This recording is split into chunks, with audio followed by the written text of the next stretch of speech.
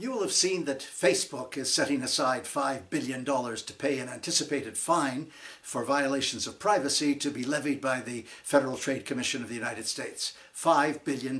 They regard it as kind of chump change, as the petty cash for lunch at the office.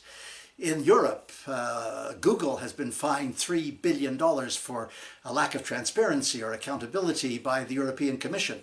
And the European Union and the United Kingdom and France and Ireland have all launched investigations into these various tech giants. It never ends. And then there's the banks. It's not just the tech companies, it's the banks. And as a matter of fact, it broke my heart to understand that in Scandinavia, of all places, which I thought was the epitome of integrity, the banks are misbehaving. In Denmark, the leading Danish bank, after a relentless media investigation, has been exposed as engaging in the laundering of billions of dollars through a network of subsidiaries and individuals and organizations in Estonia. And similarly in Sweden, Swedbank, where the chairman has now resigned as a result of the scandal, has been laundering billions of dollars through various networks in the Baltics. And Credit Suisse, the famous Swiss bank, has now found that 3 of its leading executives are faced with criminal indictments because they have been laundering up to $2 billion through Mozambique.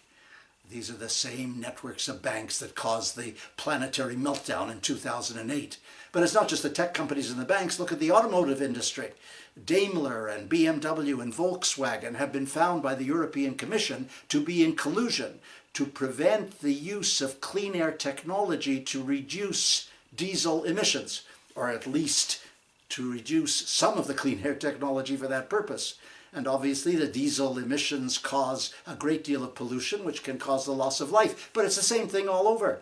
BMW has set aside $1.1 billion for an anticipated fine. It never ends. Or take a look at the drug companies as another multinational corporate interest. Everyone knows that the famous Sackler family ran Purdue Pharma and produced those millions of OxyContin pills without any concern for the opioid crisis. But now we learn, as a result of a series of lawsuits launched by various jurisdictions in the United States, that it's the distributors who are at fault. Do you know that in New York State alone, between 2010 and 2018, 1.6 billion pills of oxycodone were distributed, often to fraudulent doctors and fraudulent pharmacies, and not the slightest care for human consequences. It's just extraordinary. And you'll notice I haven't even mentioned the mining industry or the resource industries and what they can do. Take a look at Africa for a moment, a continent struggling for money, for health, and to fight poverty. In Africa, according to a recent study in the United Kingdom and in Africa of development agencies, they looked at 47 countries that had received last year $160 billion in loans and assistance.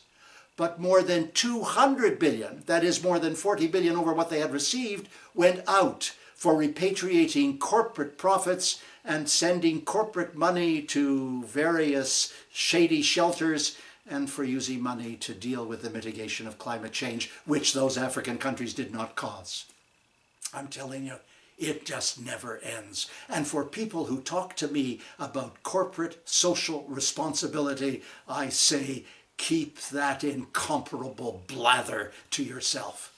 That was last week. I'm Stephen Lewis.